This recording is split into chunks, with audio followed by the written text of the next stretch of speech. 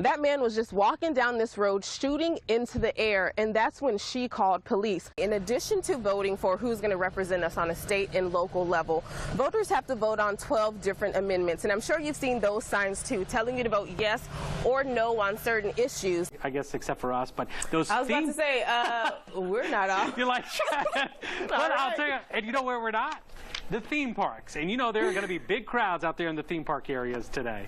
Yes, absolutely. And we're happy to be at work, right?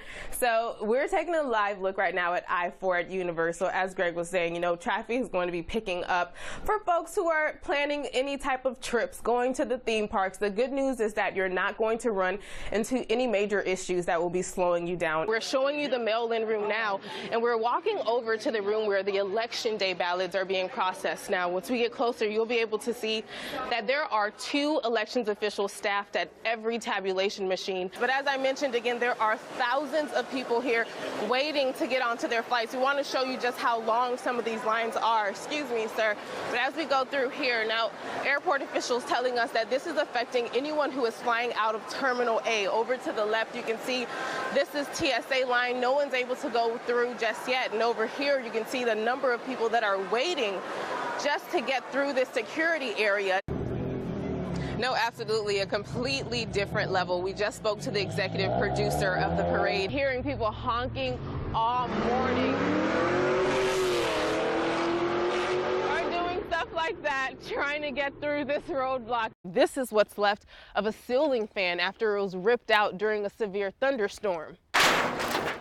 For the last 5 years, it's just been me and him every morning, 9 o'clock. It's a devastating loss. I like a piece of me gone. Lou Harris was a knockout coach, and for some like Lewis, Mr. Harris was more than just a trainer. He changed his life. I was one of them kids at 17, you know, with a lot of anger, and I joined the boxing team, you know, and ever since then I was okay. Lewis now wondering why Harris's grandson, Lucien Harris, who also trained here, would shoot and kill the one person who always supported him. Like I was seeing him helping his grandson out, going for his grandson. A grandson now charged with first-degree murder, accused of shooting and killing Lou Harris inside the home they shared. It's a big loss for the community too, because a lot of kids came to the gym. A big loss Ron Smith is still trying to cope with. Lou did it all. Ron was on the road with Mr. Harris and Antonio Tarver, a boxer who competed as an amateur in the 1996 Olympics. If it weren't for Lou, Antonio wouldn't be where he at. Fighting back tears, Smith recalled how Harris transformed Tarver into a pro who went on to become a multi-time world champion. Mr. Harris was a man with the goal of helping at-risk youth find the right path, a legacy loved ones want to continue. That was my motivation. Every morning get up, I know I was gonna see him. Water flowing over Bonita Beach Road, leaving this community underwater after Hurricane Irma ripped through Southwest Florida. Jefferson Garcia lives back here. The only way home now is by kayak. You're just lucky to be alive, you know? So we've gone through maybe 3 blocks already in total devastation. I mean, you can see things. That's a couch that was probably inside of someone's home. That's a chair, another couch. This is really, really, I don't even have words. That car practically submerged, and this is a community that just dealt with flooding 2 weeks ago. You're helping me out. You let me come out here on your canoe. How is it just to see this? It's just saddening, you know.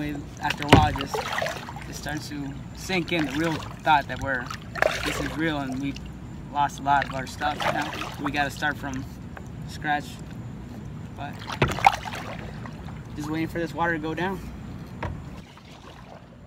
In some parts, the water is waist deep. We're gonna try to get out to give you guys a better look at just how deep this water is in some communities. But some of the homes were built up a little bit higher, so they were a bit better off. Like this one, for instance, you can see the water is maybe up to 1 inch or 2, but then you have other homes like this one right next to it, where there's probably 3 feet of water inside. We saw the worst, but, you know, it's only material objects, so as long as we're living, that's the best.